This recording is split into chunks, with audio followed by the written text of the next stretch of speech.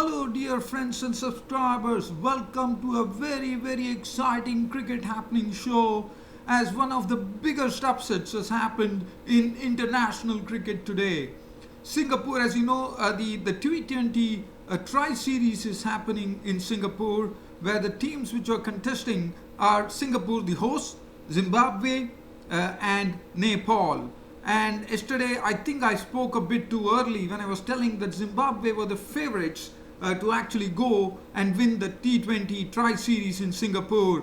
But I have some really some shocking news coming in from Singapore today in the T20 tri-series that happened. Singapore has upset the apple cart of Zimbabwe. This is the first time the host nation has actually beaten a full the full ICC playing member country, Zimbabwe, and this is a big upset according to me. And really, let's go and see what really happened at the Indian Association ground in Singapore. So Singapore beating Zimbabwe by 4 runs. This was a match which was pruned down to 18 overs instead of the 20 overs because of rain, and it was Singapore winning the match in the last over, with Singapore putting on 181 for 9 of their 18 overs, and Zimbabwe needed 10 runs of the final over. They could manage only 5 runs, and thus Singapore winning the match against Zimbabwe by 4 runs. A huge upset has been done here today in T20 cricket. So Singapore, probably this is their first ever win against any any ICC country which is I would say full member. We call it Zimbabwe. So big upset. So let's see what Singapore did here. So Singapore actually batted first, and they put up a very good score on the board, 181 for 9. And as you know, Singapore is a country where it consists of all the expatriates. We have from all the other nations like India, Pakistan, Sri Lanka, Bangladesh, I reckon. So just have a look at the card here.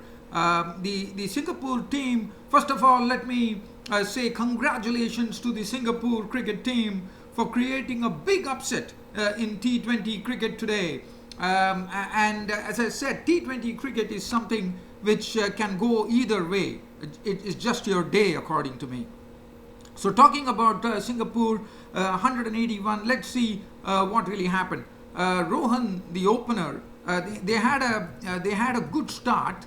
They had a start of 62, which was piled on in 6.1 overs, and this is bowling. Let's look at the bowling from Zimbabwe so that we can get a clear picture as to what happened. So the Zimbabwean bowling resources, they had Wellington Masakadza, 2 overs no maiden, none for 20.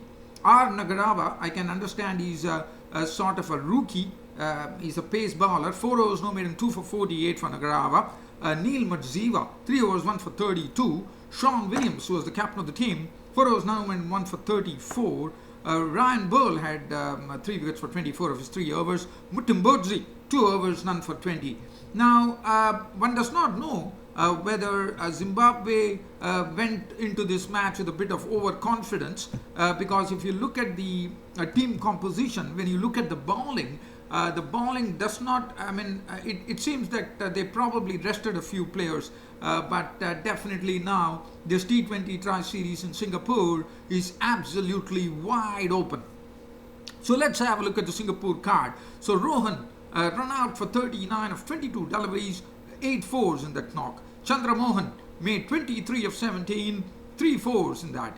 David Cumming 1 drop, made 41 of 24, 2 fours and 4 sixes. Aritra Datta 7 of as many balls with 1 4. Manpreet Singh is the wicket keeper of the team. He made a good contribution in the middle. He slashed 41 of 23 deliveries, which included 4 fours and 1 6. Janak Prakash was out for 10 of 6 balls with 1 4. Siddhant Singh, who actually bowled the final over in the Zimbabwean innings, defending 10 runs of the final over. He gave just 5 runs and picked up some wickets as well. Siddhan Singh, 9 of 5 deliveries, 1 boundary. Vijay Kumar, 1. Amjad Mahboob is the captain of the team, is the bowler, and he was out for naught. Bhaskaran was not out for naught. Achar was not out on 2. And Singapore put up a very good score, I would say, especially considering that this match was a truncated match, was pruned down to 18 overs, and it was 181 for 9 on the board. And I would consider this score of 181 for 9 against a Zimbabwean decent bowling attack from Zimbabwe. Let me tell you that 181 for 9 was a really a very good score by Singapore. Now Zimbabwe, as far as Zimbabwe were concerned, they started off with Chakabwa and Brian Chari opening the innings. Chakabwa was absolutely in his element. He smashed 48 of just 19 deliveries. So basically, if you look at the run rate, the run rate that Zimbabwe needed to win the match, they had to go at a clip of 10 runs, more than 10 runs per over. And 10 runs per over in a T20 match is definitely possible, but it is also not something that is very easy to do. You have to maintain the tempo of 10 runs every over. So Chakabwa was the one who gave the early impetus by smashing 48 of 19 deliveries, which included 6 boundaries and 3 sixes. And the opening partnership was only 22. Brian Chari was the first to be dismissed. He was caught and bowled by the Singapore captain Amjad Mahboob for 2. That was the wicket number 1. After that, Chakabwa, who was really firing off absolutely beautifully, was joined in by the Zimbabwean captain Sean Williams. And Sean Williams did a good job. I mean, they definitely did a good job, because 22 for 1, they pushed on the score to 63 after Chakabwa played his role. He was a victim of the bowling of Vijay Kumar. Sean Williams was there, and he was given very good company by Mutumbodzi. Mutumbodzi contributed 32 of 25, 4 boundaries. But Williams was doing it. Williams was really, keeping up the tempo going especially after Chakabwa was out. And he hit 66 of just 35 deliveries, which included 5 fours and 5 sixes. And then there was still a lot of batting to come. They had Ryan Burl coming in. There was Mutumbami, both good hitters of the ball as well. And they had Burl and Mutumbami were the main players, according to me. So from 163 for 4 in the 16th over, there was really nothing to worry about, because, as I said, they did have Burl and Mutumbami at the wicket at that particular juncture. So it was 16th over. So now the equation was not much if you look at it. It was, I would say, it was 18 runs to get of the 2 overs. So, 18 runs to get. So, 9 runs per over. But still, I thought Zimbabwe were definitely in with a chance. But then suddenly some good bowling started happening with the 2 vital wickets going. With Janak Prakash getting rid of Ryan Burl for 5, clean bowled him for 5, and Mutumbami was also out. So that was the 17th over, and finally the match came down to the wire. There was the last over, the 18th over being bowled. Zimbabwe needed 10 runs to victory. The bowler was Siddhant, I think his name was Siddhant, I'll tell you the name. Yes, Siddhant Singh was handed the ball by the Singapore captain Amjad Mahboob. And Siddhant Singh did not disappoint the captain. 10 runs to defend of the final over. They had Madziva at the crease, and Maruma was out of the 5th delivery. He was run out for 1. So Munyonga was there. And finally, Singapore making cricket history in T20 cricket, as they collected their first ever win on a full T20 nation, Zimbabwe, by beating them by 4 runs in the final ball. So it's a 4-run victory for Singapore, and I'm sure Zimbabwe would be gutted with this. Let's have a look at the bowling. I mean, Siddhant Singh has to be really credited. 10 runs to win of the final over. He gives away just 5 runs, I reckon, and the Zimbabweans have been upset by Singapore.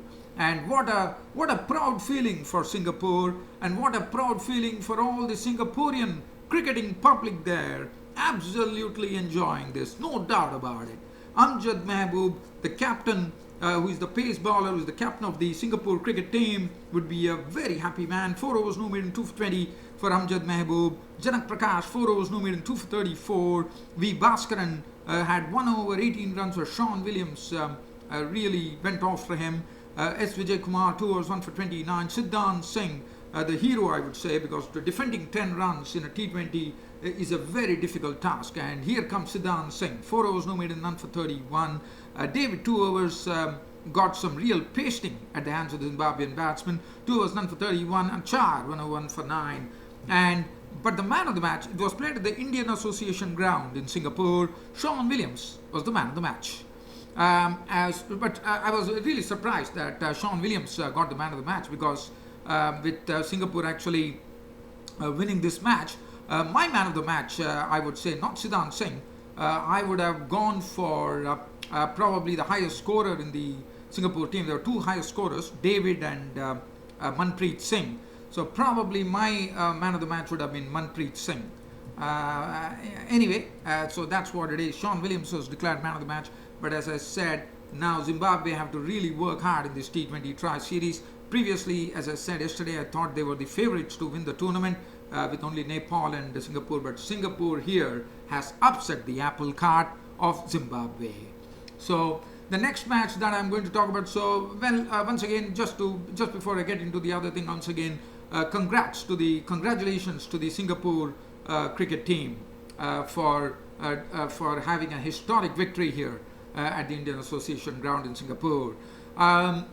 Just talking about, as you know, we are talking about the Pakistan versus Sri Lanka one-dayer, which is coming up tomorrow. It is going to be played again at the National Stadium in Karachi, which saw the first match being washed out. And as you know, the Pakistan cricketing public was absolutely robbed of it, because the Pakistan cricket public has been absolutely starved of international cricket in Pakistan. But here comes finally the forecast says that there's definitely play should be on tomorrow in the second one-day between Pakistan and Sri Lanka. So let's have a look at the teams. As I said, Pakistan are looking in full strength. Fakhar Zaman and Imamul Haq opening the innings, and you know they're a powerful opening pair, successful at that. Babar Azam, one of the players, according to me, is the future cricket player from Pakistan. Babar Azam, Haris Sohail, another beautiful player to watch, absolutely exciting. He has some wide range of strokes in his, and he's a very, very graceful player. Sarfraz Ahmed is the captain. We all know about Sarfraz Ahmed, how animated he is in the field, and how he keeps egging up his boys to go for it. Asif Ali, another very, very lusty hitter of a cricket ball. He can really hit the ball miles into the crowd.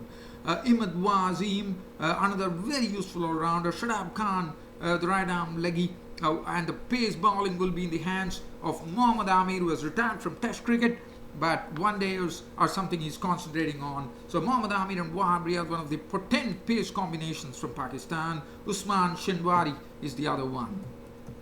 And the forecast says that there will be only 10% chance of rain on Monday. So that means we should see the match going the whole hog. And finally, Pakistan cricketing public would be able to watch a match, see a match that's happening in Pakistan after quite a long time. Sri Lanka, on the other hand, definitely depleted with all the big names not playing. Lairo Thiramane is the one who will be leading the side. He has a big responsibility on his shoulders. He is the one who will be expected to talk with the bat tomorrow.